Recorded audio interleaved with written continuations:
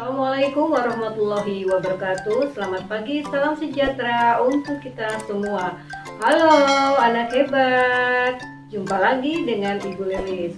Pada hari ini kita akan belajar tentang tema 9, subtema 3, pembelajaran 4. Sebelum belajar, kalian siapkan dulu buku dan alat tulisnya.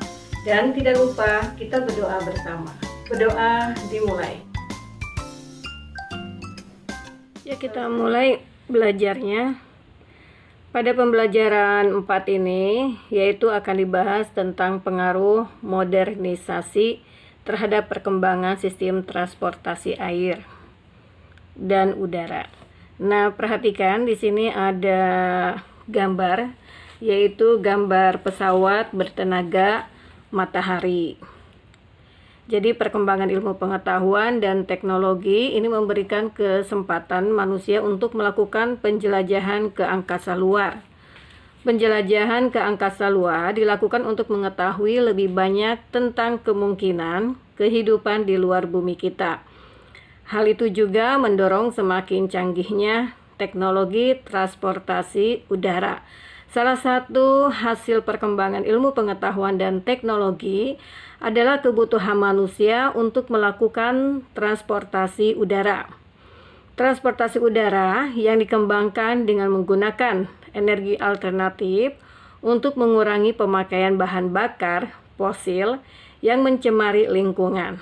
Seorang penemu balon berkebangsaan Swiss, Bertrand Piccard, yang bekerja sama dengan sebuah perusahaan dari Swiss, melakukan uji coba dalam pembuatan pesawat berbahan bakar energi matahari. Nah, rentang pesawat ini dibuat lebar sekitar 72 meter. Hal ini dilakukan agar panel surya di atasnya dapat mengumpulkan energi matahari cukup banyak. Pesawat ini digunakan untuk melakukan misi keliling dunianya secara bertahap. Pada bulan April 2016, pesawat ini tiba di California, Amerika Serikat pada tahap ke-9 dari seluruh perjalanan yang direncanakannya mulai bulan Maret 2015. Nah, setelah kalian baca bacaan di atas, nanti di sini kalian ada beberapa pertanyaan, yaitu yang pertama adalah mengapa manusia ingin menemukan pesawat terbang berbahan bakar energi surya. Ingin mengganti pesawat terbang berbahan bakar fosil, yang mana bahan bakar fosil tersebut terbatas dan tidak dapat diperbaharui serta mencemari lingkungan. Kemudian untuk pertanyaan yang kedua, yaitu apakah keunggulan pesawat terbang berbahan bakar energi surya dibanding dengan yang berbakar fosil? Yaitu keunggulannya adalah bahan bakar energi surya dapat diperbaharui serta tidak mencemari lingkungan. Kemudian untuk pertanyaan yang ketiga, apakah dampak dari penemuan tersebut terhadap lingkungan dan kehidupan masyarakat pada umumnya? Jadi dampak bagi lingkungan adalah mengurangi tingkat pencemaran lingkungan, terutama pencemaran udara. Dampak bagi masyarakat adalah banyaknya alternatif yang bisa dipilih oleh masyarakat dalam pemakaian transportasi udara, serta memberikan lingkungan yang lebih bersih dan sehat bagi masyarakat. Nah, setelah kalian menjawab pertanyaan yang tadi, nanti di sini kalian dapat mengetahui atau dapat menemukan teknologi baru untuk meningkatkan kualitas hidup dan modernisasi menuntut segala sesuatu yang lebih cepat dan efisien, termasuk sistem transportasi baik air maupun udara. Di sini ada bacaan, yaitu tentang pengaruh modernisasi terhadap perkembangan sistem transportasi air dan udara. Nah, perhatikan di sini ada beberapa gambar, yaitu ini adalah gambar alat transportasi yang ada di air. kemudian ada di udara dan di darat. Nah, dengan perkembangan teknologi terus mengalami inovasi dan perkembangan dalam berbagai bidang kehidupan. Jadi perkembangan teknologi ini dimaksud untuk mempermudah aktivitas manusia dalam kehidupan sehari-hari. Misalnya, pergi ke sekolah menggunakan bus tentunya lebih mudah dibandingkan dulu ke sekolah dengan berjalan kaki. Manusia pada saat ini memang tidak bisa terlepas dengan namanya teknologi. Di zaman modern dan era globalisasi ini, kita dituntut untuk dapat menggunakan teknologi yang ada. Tujuannya adalah supaya kita dapat terus menjalani kehidupan dengan lebih mudah. Jadi masyarakat pada masa lalu menggunakan alat transportasi air seperti perahu, dayung, rakit, dan perahu layar. Jadi perahu, dayung, dan rakit digerakkan oleh kekuatan tenaga manusia. Sedangkan perahu layar digerakkan oleh tenaga angin dan tenaga manusia. Seiring dengan ditemukannya mesin bermotor, masyarakat kini menggunakan perahu bermotor dan kapal sebagai alat transportasi air. Jadi kapal-kapal modern dapat mengangkut barang bertonton serta dapat menempuh jarak yang sangat jauh. Bahkan kini sebuah kapal besar dapat digunakan sebagai landasan untuk pesawat tempur. Kapal ini adalah kapal militer yang disebut kapal induk. Jadi masyarakat pada zaman dulu tidak memiliki transportasi udara. Mungkin zaman dulu transportasi udara yang paling canggih adalah balon udara. Jadi perjalanan dengan menggunakan pesawat terbang lebih cepat dibandingkan dengan angkutan darat atau angkutan laut. Sekarang terdapat berbagai jenis alat angkutan udara, antara lain helikopter, pesawat tempur, serta pesawat penumpang. Bahkan, kini manusia dapat menjelajah angkasa luar dengan menggunakan pesawat angkasa luar. Nah, di sini bahwa perkembangan teknologi tidak hanya terjadi pada transportasi saja, melainkan pada seluruh bidang kehidupan seperti di militer, kesehatan, komunikasi, dan perkembangan teknologi ini lambat laun memiliki dampak negatif seperti polusi udara akibat semakin banyaknya kendaraan bermotor. Kita harus bersikap bijak dalam menghadapi perkembangan teknologi ini agar dampak yang ditimbulkan dapat diatasi dan dimanfaatkan sisi-sisi positifnya.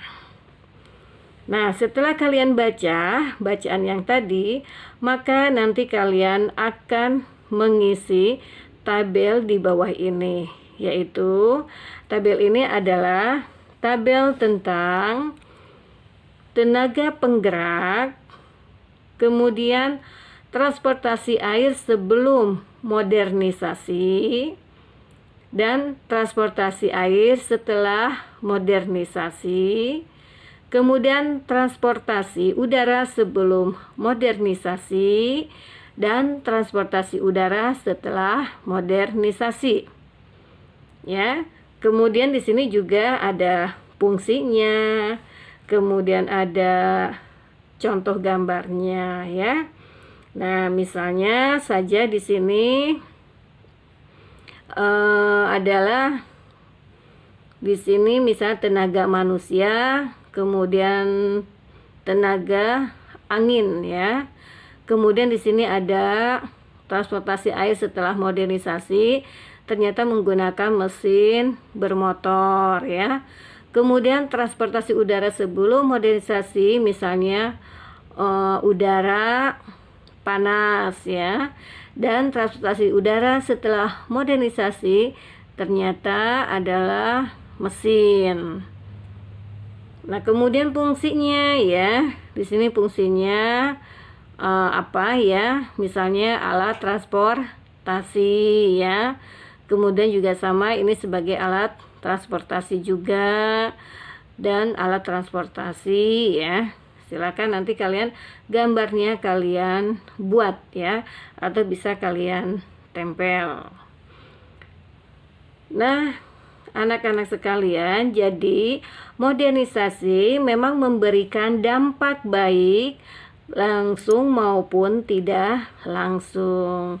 Demikian juga dengan dampaknya pada sistem transportasi darat saat ini.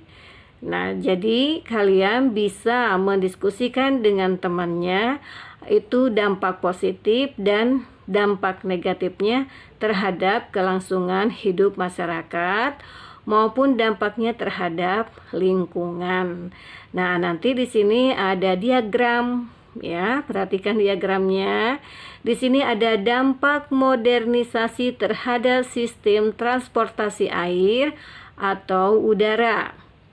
Nah, di sini ada dampak positif terhadap kehidupan masyarakat. Misalnya apa? Ya, yaitu biaya transportasi relatif lebih murah. Contohnya transportasi air ya. Kemudian dapat mengangkut lebih banyak muatan ya. Kemudian di sini ada dampak positif ini terhadap lingkungan. Misalnya integrasi makin intensif terutama di lingkungan sosial. Kemudian lingkungan lebih tertata ya. Nah, kemudian di sini ada yang disebut dengan dampak negatif terhadap kehidupan masyarakat. Contohnya misalnya menimbulkan ketergantungan atau tingkat kenyamanan hidupnya berkurang ya. Nah, kemudian di sini ada dampak negatif terhadap lingkungan. Nah, ini adalah dampaknya misalnya menyebabkan polusi, kemudian pencemaran udara ya. Nah, itu atau pencemaran di laut dan sebagainya. Nah, nanti kalian tambahkan lagi isinya.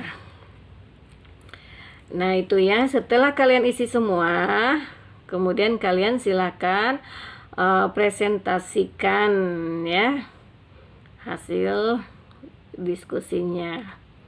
Nah, kemudian setelah itu kalian buat kesimpulannya. Kesimpulan dari yang telah kalian jawab tadi ya. Nah, jadi anak-anak sekalian, bahwa perkembangan alat transportasi telah memberikan banyak kemudahan kepada masyarakat penggunanya.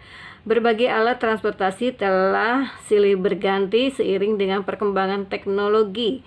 Alat transportasi bermesin kini menjadi pilihan utama untuk digunakan. Lalu bagaimana dengan alat-alat transportasi tempo dulu yang pernah digunakan masyarakat? Nah, di sini contohnya alat transportasi itu tersimpan di museum ya, dan dijadikan sebagai benda koleksi oleh masyarakat. Nah, di sini ada sebuah cerita yang berjudul Sepeda Ontel Warisan Kakek. Ya, ini adalah salah satu contoh yaitu alat transportasi pada zaman dahulu ya.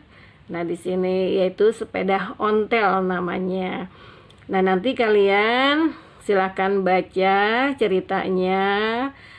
Kemudian setelah kalian baca, kalian pahami isi dari cerita yang tadi, dan kalian nanti bisa menyebutkan kata atau kalimat-kalimat yang penting yang ada di dalam bacaan tersebut ya. Nah, itu. Nah, di sini nanti kalian akan menulis ya tentang cerita yang tadi. Di sini judulnya tadi apa ya. Kemudian penulisnya itu siapa, dan bagian yang paling disukai dari cerita visi di atas apa ya. Nanti kalian tulis di sini. Kemudian di sini ada diagram pen ya, yaitu cerita fiksi ya. Kemudian pengalamanmu. Nanti kalian bisa isi ya dalam bentuk ini diagram pen ya. Nah, kemudian di sini nanti kalian bisa menuliskan dari setiap paragraf perbedaan dan persamaan cerita ya, sesuai dengan dan pengalaman pribadi atau yang pernah kalian tonton ya. Silakan nanti kalian isi di sini. Kemudian di sini ada tabel ya, yaitu untuk menuliskan gambar dari cerita. Kemudian ada gambar ya, yang ini dari pengalaman atau film ya. Nanti kalian bisa digambar, bisa mencari gambarnya ya, silakan. Nah, di sini kemudian nanti kalian juga cari gambar dari pengalaman atau film yang pernah kamu lihat ya. Nanti bisa diisi di sini. Nah, itu ya. Dan di sini juga ada percakapan ya antara Udin dan Made. Nanti bisa kalian baca, kemudian pahami isi dari percakapan tersebut ya. Nah, jadi sepeda ontel di sini juga ada cerita ya tentang sepeda ontel Banjiri ya, Kota Bandung ya. Nah, ini ya di Kota Bandung ya. Ini terjadi pada hari Minggu tanggal 8 Mei 2016. Jadi para sepeda ontel berkumpul di Bandung. Mereka berkumpul di pelantaran depan gedung persediaan PT Kereta Api di Jalan Sukabumi, Bandung. Jadi para penggemar sepeda ontel ini datang dari seluruh Nusantara. Mereka berkumpul sambil menyanyikan lagu Halo Halo Bandung yang menyambut kedatangan Wakil Gubernur Jawa Barat, yaitu pada zaman Deddy Mizwar ya. Nah, ini jadi sekitar 7.000 penggemar sepeda ontel dari seluruh Indonesia ikut serta dalam event ya yang digelar 3 tahun sekali. Bahkan beberapa peserta datang dari Belanda juga ya. Nah, ini ya. Kemudian pada zaman dahulu ada pula yang menggunakan pakaian tradisional daerahnya serta kostum bernuansa horor ya. Nah, di sini juga pesertanya juga menggunakan kostum yang luar biasa ya. Ini salah satu semangat bagaimana kita menjaga tradisi ya. Jadi tradisi ini sangat penting karena dengan tradisi kita bisa mengingat sejarah serta mengidentifikasi masa lalu kita nih ya. Kalian nanti bisa baca sampai selesai, kemudian kalian pahami ya isi dari bacaan tersebut. Nah, kemudian di sini ada tabel yaitu kegiatan ya. Kegiatannya di sini menyanyikan lagu Halo Halo Bandung. Kemudian dampaknya terhadap komunitas, misalnya di sini mengorbankan semangat persatuan dan kesatuan di kalangan anggota komunitas ya. Kemudian juga sebagai bentuk penghormatan kepada warga Bandung sebagai tempat penyelenggaraan kegiatan ya. Nah, kemudian dampak terhadap masyarakat luasnya, yaitu mengingatkan masyarakat terhadap pentingnya persatuan dan kesatuan dan bangga menjadi warga negara Indonesia. Kemudian mengingatkan masyarakat pentingnya saling menghormati perbedaan. Kemudian mengorbankan ya semangat ini, kemudian mengobarkan semangat kepahlawanan yang pernah terjadi di masa lalu. Nanti kalian bisa teruskan jawabannya di tabel ini. Nah, anak-anak, itulah alat transportasi pada zaman dahulu dan pada zaman modern sekarang ya. Jadi zaman dahulu masih tetap ada transportasinya, dan zaman sekarang ini lebih canggih ya. Anak-anak, untuk belajar hari ini Ibu cukupkan sampai di sini. apa yang Ibu jelaskan. Mudah-mudahan kalian paham dan bermanfaat untuk kalian semua. Kita jumpa lagi dengan pelajaran yang lain, dan tetap semangat, tetap belajar. Assalamualaikum warahmatullahi wabarakatuh.